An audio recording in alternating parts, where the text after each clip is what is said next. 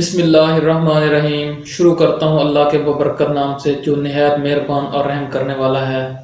شہر رمضان الذی انزل فیہ القرآن ھدی للناس وبینات من الھدی والفرقان۔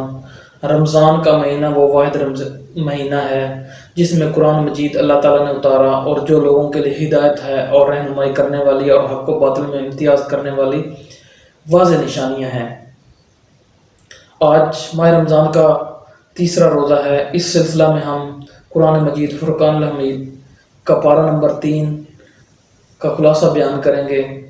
تلک الرسل فضلنا بعضهم علی بعض منهم من کلام اللہ ورفع بعضهم وآتینا عیسی ابن مریم البینات وأیدناه بروح القدس۔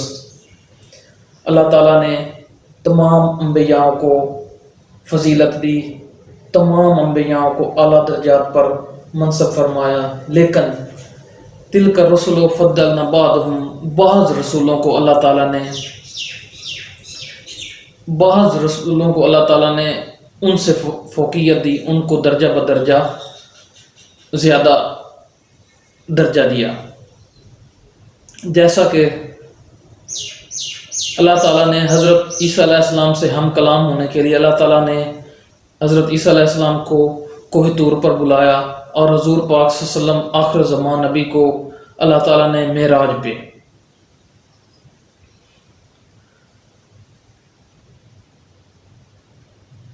کوئی رہ فلک اتے ہار گیا تے کوئی جا سدرا اتے ہار گیا، ایک کالیاں زلفاں والا سی جڑا لنگ عرشاں تو بھی پار گیا۔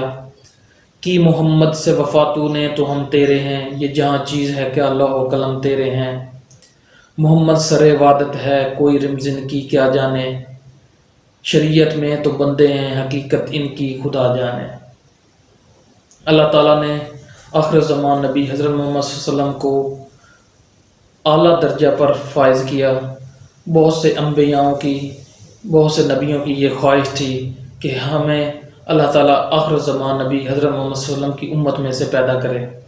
ہم بحیثیت امتی ہمیں فخر کرنا چاہیے کہ ہم حضور پاک حضرت محمد صلی اللہ علیہ وسلم آخر زمان نبی کی امت میں سے ہیں۔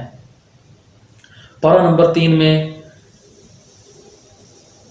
3 کی آیت نمبر 2 میں اللہ تعالیٰ بیان کرتے ہیں، یا ایھا الذین آمنوا انفقوا مما رزقناکم، اے ایمان والو